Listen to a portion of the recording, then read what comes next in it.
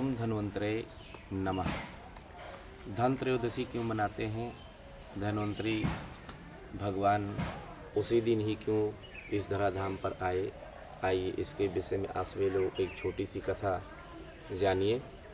धन त्रयोदशी मनाने से होता क्या है और धन्वंतरी का भगवान का पूजन करने से क्या लाभ मिलता है।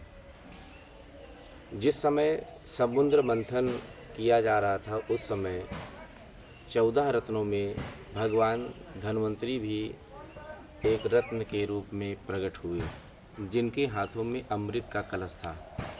अमृत का कलश लेकर के जब भगवान धन्वंतरी आए तो देवता और दानव दोनों अमृत पाने के लिए आपस में लड़ने लगे।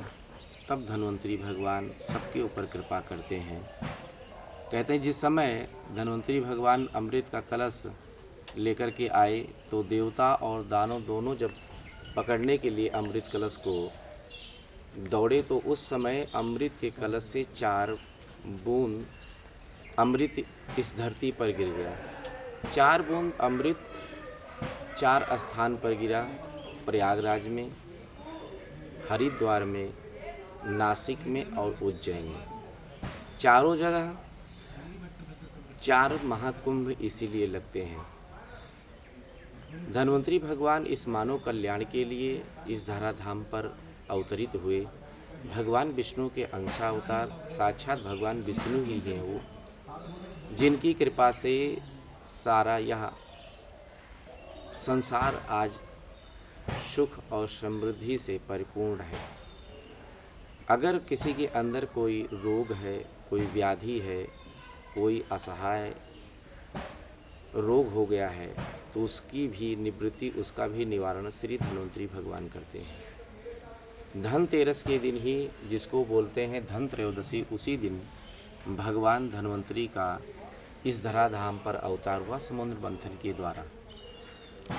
भगवान स्वर्ण कलश लेकर के प्रकट हुए, इसलिए धन त्रयोदशी के दिन सोने, चांदी, पीतल इत्यादि के बर्तन खरीदने का विधान बताया जाता है।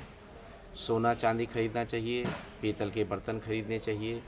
कुछ लोग अनजाने में जाकर के स्टील का बर्तन इत्यादि खरीद लाते हैं। उस दिन सिर्फ और सिर्फ सोने, चांदी, पीतल मतलब धातु के बर्तन ही खरीदने चाहिए और 2 कार्य करना चाहिए। उस दिन कुछ औषधियों को लाना चाहिए घर में, जैसे च्यवनप्राश हुआ, कुछ आयुर्वेदिक चीज़ें हुई। उस दिन धनिया लाना चाहिए, झाड़ू खरीद कर लाना चाहिए। इसको ला कर के घर में आप रखिए, पूजन करिए और उसके बाद में तब उसका उपयोग करिए। धन त्रयोदशी के दिन धनिया खरीद कर लाने से और उसको घर में रखने से, खेत में बोने से कहते हैं धन की 13 गुना ज़्यादा वृद्धि होती है।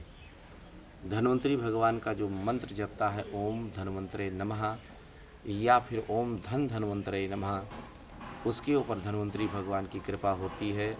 समस्त प्रकार के धन धान्यों की प्राप्ति होती है, धन की प्राप्ति होती है, क्योंकि मंत्र में ही धन शब्द लगा हुआ है।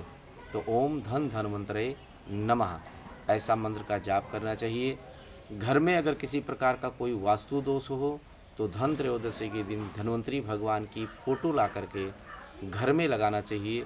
कितना भी भयंकर वास्तु दोष हो, कितना भी ज़्यादा हम वास्तु दोष से परेशान हों, सिर्फ एक धन्वंतरी भगवान की फ़ोटो लगा लेने मात्र से सारा वास्तु दोष खत्म हो जाता है।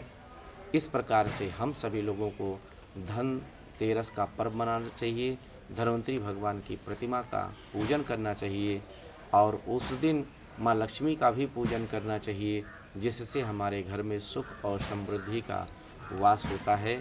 तो आइए आप सभी लोग इस धन त्रयोदशी को इसी प्रकार से इस पर्व को मनाएंगे। तो सभी लोगों को धन त्रयोदशी की हार्दिक शुभकामनाएं। ओम धन्वंतरे नमः।